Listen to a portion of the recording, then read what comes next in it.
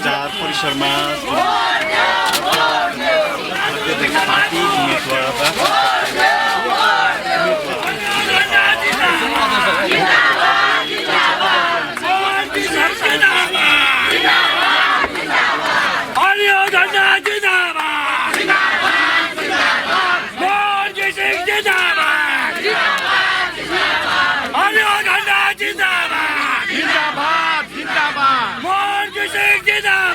जिंदाबाद जिंदाबाद हरियो झंडा जिंदाबाद जिंदाबाद रंगे सुक्दैन हरियो झंडा सुक्दैन हरियो झंडा सुक्दैन भोट देऊ भोट देऊ भोट देऊ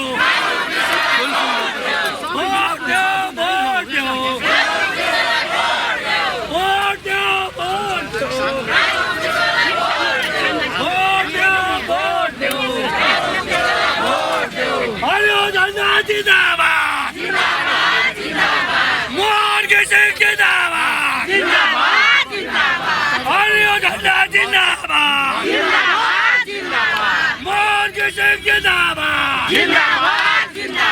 संपूर्ण भारत एक भारत नेता मोर्गे सिंह जिंदाबाद हरियो झंडा जिंदाबाद वोट दो वोट दो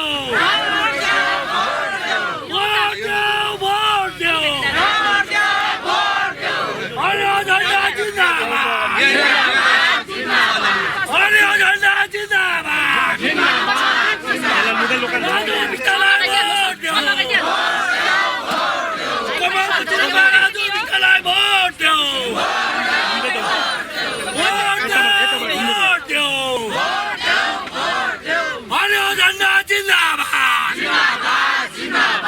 मोर्गे सिंह जिंदाबाद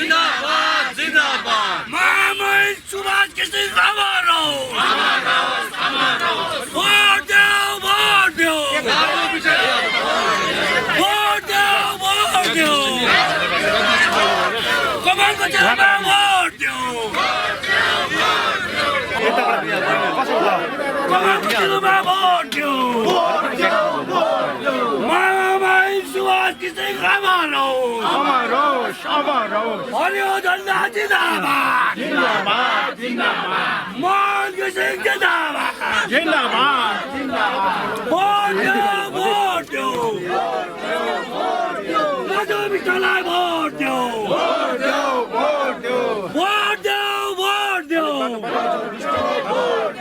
कमलको चिन्हमा भोट दो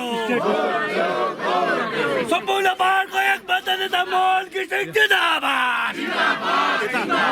हरियो झंडा जिंदाबाद वोट दो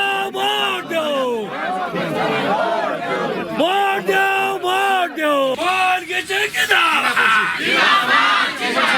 वोट दो राजू बिष्टलाई भोट दो कमलको चिन्हमा भोट दो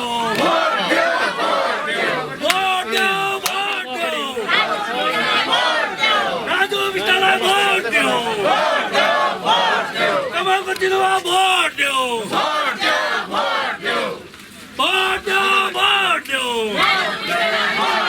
रंगे सुक्दैन मामाई सुभाष घिसिङ हमारो राजू बिष्टलाई भोट दो राजू बिष्टलाई भोट दो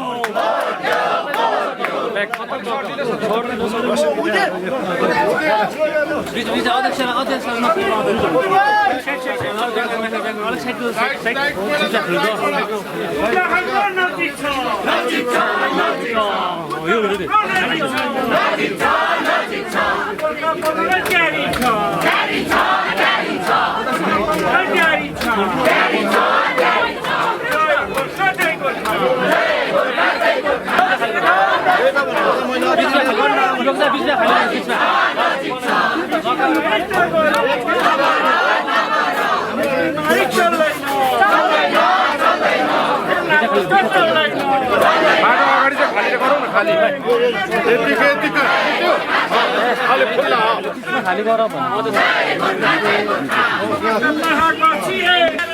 राजु विष्टलाई भोट देऊ भोट देऊ जय गोर्खा जय गोर्खा जय गोर्खा जय गोर्खा जय गोर्खा जय गोर्खा जय गोर्खा जय गोर्खा सम्पूर्ण पहाडवासी एक हो सम्पूर्ण पहाडवासी एक हो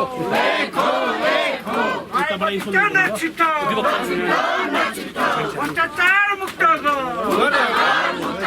भ्रष्टाचार मुक्त विकास होइन मुद्दा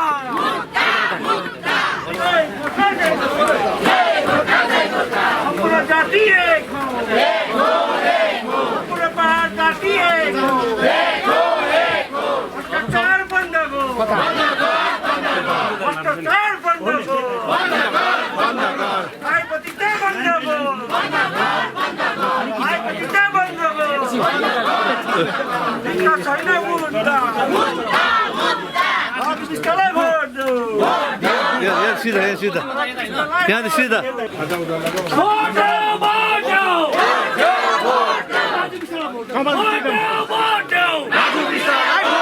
कमलको चिन्हमा भोट देऊ भोट देऊ हरियो झन्डा जिन्दाबाद मोहन घिसिङ जिन्दाबाद मोहन घिसिङ जिन्दाबाद भोट देऊ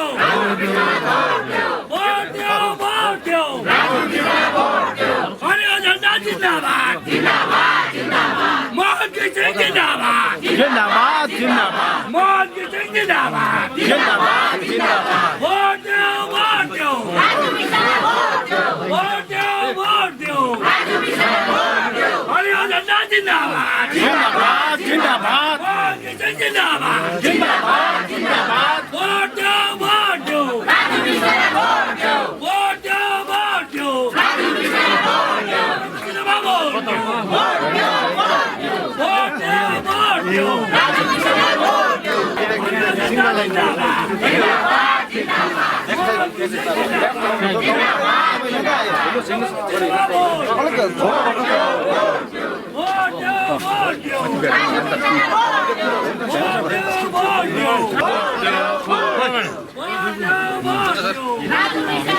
झन्डा जिन्दाबाद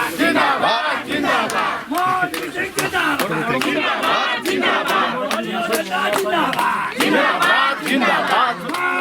सुभाष घिसिङ आभार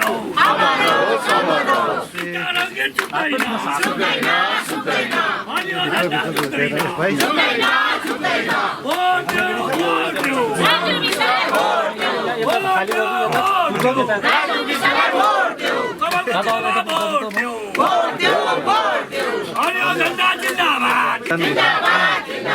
मोहन घिसिङ जिन्दाबाद हाम्रो मुद्दा जिन्दाबाद हाम्रो मुद्दा जिन्दाबाद हरियो झन्डा जिन्दाबाद मोहन घिसिङ जिन्दाबाद एकदमै अब एभ्री इलेक्सन होइन एउटा च्यालेन्जै हो होइन अब यसलाई अब हल्का प्रकारले लिनु हुँदैन कुनै पनि चुनावमा अन्त यसले गर्दाखेरि हामी घर दैलो अभियान होइन एउटा जनतासँग होइन अहिले के छ कसो छ उहाँहरूको मुड के कस्तो प्रकार छ यसरी नै गर्दै हिँड्दैछु आज बजारमा आउने मौका पाएँ होइन एकदमै चारैपट्टि पुरानादेखि लिएर हाम्रा बुढापाकाहरू सबैसँग भेट्ने मौका पाएँ सबैजना खुसी छ म पनि खुसी छु एउटा राम्रै हुन्छ भनेर आउँदो दिनमा जुन चाहिँ भोट हुन गइरहेको छ र क्यान्डिडेट हाम्रो राजु विष्ट भाइ तपाईँहरूलाई थाहै भएको चिज हो होइन उहाँले भारी मतमा हामी जिताउने छौँ। दाजु पहाडको दुईटा प्रमुख मुद्दा पिपिएस र जनजाति विफल भएपछि कुन आधारमा भाजपालाई भोट दिनु यो भन्नुहोस् न। अब यो कुरा हेर्नुहोस् है धेरै प्रकारको छ होइन हामीले यही त गाउँघर जाँदै यही बुझाउनु चेष्टा गर्दैछु मैले जुन चाहिँ प्रकारको हामी भन्नु 3 वर्षको अवधिमा होइन राजुभाइ जब पनि थियो उहाँ हुनुहुन्थ्यो 3 वर्षको अवधिमा 2 वर्ष त कोभिडले खायो काम गर्न पाएनौँ होइन र 3 वर्षको अवधिमा हामी जत्तिको नि कोसिस गर्यो जेएनएलको तर्फबाट मै नै कुदिरहेको थिएँ सबै थियो त्यो प्रकारले हामीले जत्तिको नि भारत सरकारलाई हामीले बुझाउने चेष्टा गरेको थियौँ त्यति बेला लास्टसम्म पनि होम मिनिस्टरसँग बसेको हो, त्यो तपाईँहरूलाई थाहा भएकै कुरा हो। अनि यो सबै चिजहरू जति पनि हाम्रो जातीय हाम्रो माटोको इस्युजहरू छ त्यो हामीले राख्ने मौका दियो, उहाँहरूले पनि मौका दियो हामीलाई, त्यसको लागि उहाँहरूलाई पनि थ्याङ्कफुल छौँ। हामी एउटा सुनवाई भयो भनौँ होइन, एउटा हामीलाई जुन चाहिँ प्रकारको एउटा सिरियस प्रकारले एउटा गम्भीरतापूर्वक उहाँहरूले सुनिदिनु भयो। अनि यसैको फलस्वरूप हामीले यही होम मिनिस्टरले हाम्रो प्रधानमन्त्री नरेन्द्र मोदीजीलाई यही चिजहरू राखिदिनु भयो र सिलगढीको जुन चाहिँ भाषणमा उहाँले गोर्खाको जति पनि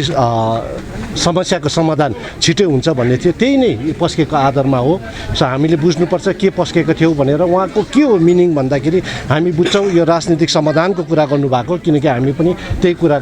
राखेको थियौँ त्यसको अगाडि। र यसले गर्दाखेरि यस्तो कन्फ्युजन केही किसिम प्रकारको हुन्छ, तर हामी जुन चाहिँ प्रकारको खटेको छौँ हामीलाई थाहा छ भनेको त्यो कनेक्ट हुन्छ प्राइम मिनिस्टरको जुन चाहिँ भाषण राख्यो। सो मोटामोटी पोलिटिकल इस्यु थियो, राजनीतिक समाधानको कुरा गर्नु थियो, त्यो छिटै हुन्छ भनेर बल्ल बल्ल भनेको 3 वर्षको अवधिमा एउटा गोर्खा जातिले अहिलेसम्म लड्दै पड्दै आइरहेको भनेको होइन, वर्ष अब कसैले भन्छ होइन 100 वर्ष होइन पुरानोदेखि नै हाम्रो गोर्खा सन्तानहरू भनौँ, हाम्रो पुर्खाहरू भनौँ लड्दै पड्दै आएको छ होइन, धेरैले जान पनि गुमाएको छ, त्यो तपाईँलाई थाहा भएको कुरा हो। यसरी नै लड्दै लड्दै पुर्खाहरूले यत्रो साल भनेको लड्दै पड्दै भनेको रिफाइन गर्दै होइन कुन चाहिँ प्रकारले तपाईँ र हामीले सही न्याय पाउँछ भनेर त्यही प्रकारको हाम्रो एउटा न्यायको खोजीमा हिँड्दाखेरि अहिले भनेको सही जुन चाहिँ दिशा पक्रेको छ भनेको अब तपाईँ र हामीले बिगार्नु हुँदैन। जेएनएलए पार्टीले यसलाई बिगार्नु पनि दिने छैनौँ। एकपल्ट त हामीले तपाईँ र हामीले एकचोटि त भाग्य फुटायो। अब फेरि घरिघरि भनेको यो सुनौलो मौका हो, घरिघरि यो 3 वर्षको अवधिमा यतिसम्म चाहिँ ल्याइपुऱ्याएका छौँ। दिशाहीन भएको इस्यु, लथालिङ्गे भएको इस्युलाई एउटा पट्टीमा ल्याइपुऱ्याएका छौँ। अब चाहिँ हामीले मूर्खता गर्नु हुँदैन भनेको। अब तपाईँ र हाम्रोले जति पनि हाम्रो गोर्खा जाति भयो, हाम्रो भूमिले भनेको हाम्रो माटोले भनेको संवैधानिक अधिकार पाएको हुनुपर्छ। अब यसलाई चाहिँ छोड्नु भएन भनेको अब यसले गर्दाखेरि बातचित गर्नुपर्ने भारत सरकार नै हो र यताउता हामी भङ्गाल लिनु भएन। छैटौँ अनुसूचीको त्यो समयमा पनि अहिले हेर्दाखेरि 18 वर्ष गुमाइसकेको छ हामी। नथिङ भनेको यसो चुट्कीमा 18 वर्ष गइसकेको छ, फेरि पनि एउटा मौका आएको छ भनेको। यसलाई चाहिँ हामीले गुमाउनु भएन भनेको। यो चाहिँ मेरो एउटा होसियारी पनि हो, एउटा शर्त बनाउने मेरो प्रयास पनि हो होइन। यो 3 वर्षमा जति पनि कुद्यो भनेको यति गरेको हो, यति भारत सरकारले पनि सुनवाई गरेको हो हाम्रो कुराहरू, टेबलमा उहाँले सुन्यो हाम्रो कुराहरू के छ।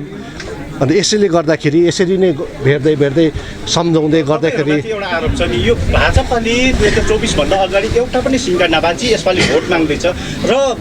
यसपालि तपाईँहरूको उम्मेदवार राजु विष्टले नोटाको भन्दा पनि कम मात्रामा मार्जिनमा भोट पाउँछ भनेर यहाँनिर तपाईँहरूमाथि यो आरोप लगाइरहेछ। मैले तपाईँको प्रश्न बुझेन, तर अब अचम्मको के कुरा गर्नु हुँदैछ तपाईँले। तर मैले अघि नै तपाईँलाई भने मैले भनेको 24 भन्दा अगाडि तपाईँहरूको जुन यो 19मा मेनिफेस्टोमा जुन सङ्कल्प पत्रमा उल्लेख गरेको थियो त्यो माथि एउटा पनि काम गर्नु नसकी फेरि चुनावी मैदानमा आइरहेको छ। त्यसैले गर्दाखेरि यसपालि चाहिँ राजु विष्टले नोटाको भन्दा पनि कम मार्जिन भोट पाउँछ भनेर अब यो कहाँबाट नेरेटिभ चल्दैछ के कसो छ मैले त सुनेको छुइनँ। र पनि भनेको अघि नै हामीले बताइदिइहालेँ 3 वर्षको भनेको एउटा मौका, एउटा देवी देवताको एउटा आशीर्वाद लिएर म पनि एउटा भारत सरकारसँग एउटा बस्ने मौका पाएँ र तपाईँको र हाम्रो इस्यु राख्ने एउटा सुनौलो भनौँ मौकै हो त्यो भनेको, भारत सरकारसँग राख्नुपर्ने। अन्त यसमा कसैलाई मन दुख्नु हुँदैन भनेको तपाईँको हो भनेको। आउँदो भावी सन्तानले हाम्रो छोराछोरीले दुःख नपाओस् भनेको यसैले त खटिदिएको हो, एउटा मेरो पनि जिम्मेवारी हो होइन तपाईँ र हाम्रो कुरा राख्नुपर्ने। अब बादमा भोटमा भएर त्यसको रिजल्टमा के कस्तो परिणाम आउँछ त्यो समयले नै बताउँछ। तर भनेको हाम्रो विश्वास भनेको केन्द्र सरकार बिजेपी सरकारलाई जुन चाहिँ प्रकारको हाम्रो सुनवाई भयो त्यो आधारमा जुन चाहिँ नरेन्द्र मोदी ले कुरा राख्नुभयो त्यसैमा हामी सेटिस्फाई छौँ र विश्वस्त पनि छौँ। योपालि चाहिँ मेन प्रमुख मुद्दा चाहिँ के राख्नुहुन्छ कि पुरानै राख्नुहुन्छ कि मेन भनेको तपाईँलाई अघि नै भनिहालेँ भनेको तपाईँ र हाम्रो माटोको कुरा छ। संवैधानिक भनेको संवैधानिक एउटा तपाईँ र हामीले हाम्रो माटोको एउटा सुरक्षा भनौँ यो पाएको हुनुपर्छ यसपालि। अब पिपिएस भन्दा भेग भएला के होला। सो हामीले के गर्दैछौँ यसपालि भन्दा चाहिँ कन्स्टिट्युसनल डेफिनेसनै बताउनु सकेन नि। त्यही यो हेर्नुहोस् न यो कन्फ्युजन हो भनेको, खट्नेलाई थाहा हुन्छ नि त होइन। खट्नेलाई थाहा हुन्छ भनेको यहाँ गरेर 1 इन्च पनि काम नगर्नेले त जे पाए त्यही भनिरहँदा भयो किन कामै गरेको छैन जाति र माटोको कुरा गर्छ भनेर तर कहाँ काम गर्नुपर्ने हो त भारत सरकारसँग गर्नुपर्ने हो नि त तर उटपटाङ कुरा गरेर यहाँ मान्छेलाई यताउता लटपटाएर हुँदैन नि त त्यसरी कोसिस गर्नुपर्छ भनेको त्यो सजिलो चिज होइन तपाईँहरूको पिपिएस नै हुन्छ यो म्यानिफेस्टोमा यसपालि हामी कोसिस गर्दैछौँ जब निस्किन्छ भनेको अघि नै भनेको कन्स्टिट्युसनल सल्युसन भएको हुनुपर्छ भनेको डेडलाइन कहिलेसम्म दिनुपर्छ के लाग्छ डेडलाइन के छ होइन यो हामी बसेर गर्दैछौँ त्यो त सरसल्लाहमै हुन्छ एकदमै हुने चिज हुनुपर्छ होइन जुन चाहिँ हामीले काम गरेको छौँ त्यो आधारमा साथै प्रधानमन्त्रीले जुन चाहिँ भाषण गर्नुभएको छ त्यो वाचा गर्नुभएको छ त्यही आधारमा बनाएर नै हामीले हुने चिजमा हामीले गर्दैछौँ हुने चिज के हो भने तपाईँ र हाम्रो माटोले संवैधानिक अधिकार पाएको हुनुपर्छ यहाँनिर क्षेत्रीयताको यहाँनिर धेरै राजनीतिक दलहरूले कुरा गरिरहेछ र यहाँनिर केही दिनअघि मात्र देशका है यहाँनिर भाजपा राष्ट्रिय अध्यक्ष जेपी नड्डा सिक्किमको भ्रमण आउँदाखेरि एउटा क्षेत्रीयतामाथि एउटा प्रश्न खडा भएछ यहाँनिर धेरैले यहाँनिर टिका टिप्पणी गरिरहेको छ यसलाई चाहिँ तपाईँहरूले कसरी लिनुहुन्छ अब यो यस्तो हेर्नुहोस् है अब सिक्किमको सन्दर्भमा जेपी नड्डाजीले के भन्नुभयो के हो होइन उहाँलाई थाहा छ होला भनेको तर क्षेत्रता अब जुन चाहिँ प्रकारको एउटा रिजनल जुन चाहिँ बचाउनु पर्ने छ के हो कसो हो त्यसमा आक्रमण भयो भन्ने चिज अब त्यो हामी मान्दैनौँ किनकि भारत सरकारले अब हामी जेएनएलएफ पार्टी के हो रिजनल पार्टी नै हो होइन टेबलमा बसेको छौँ डाइलगमा बोटाइ रिजनल पार्टीहरूलाई छ त्यहाँ वरिपरि रिजनल पार्टी देख्नु भएको छ म अहिले जुन चाहिँ प्रकारले एउटा प्रचार गर्दैछु भनेको यो राजु विष्ट भाइ जुन चाहिँ अहिले फेरि क्यान्डिडेट हुनुभएको छ उहाँको विचार हो भनेको मोहन दाजु भनेको तपाईँहरू एउटा रिजनल पार्टी आफूले जुन चाहिँ यो गोर्खा जातिको लागि एउटा आँखा खोलिदिनु भएको छ भनेको आँखा खोलिदिएको छ तपाईँले आफ्नो तरिकाले गर्नुपर्छ भनेको त्यसमा नि उच्च विचार भनेको ठुलो विचार हो त्यो राख्नु नै भनेको दमन नीति के हो कसो हो कसैले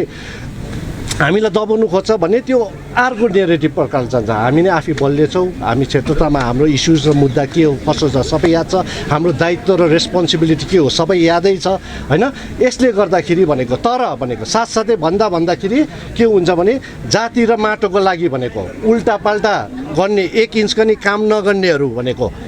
हुनुभयो हाम्रो जनतालाई अब थिचोमिचो गर्ने पैतालाको मुनि राख्नुपर्ने बर्मा लुटाइ गर्नेहरू भने त्यस्तो प्रकारको यहाँको राजनीतिक पार्टीहरू छ भने चाहिँ क्षेत्रीयताको यो राजनीतिक पार्टीहरू मास्सेकै राम्रो हो भन्छु म ल थ्याङ्क यू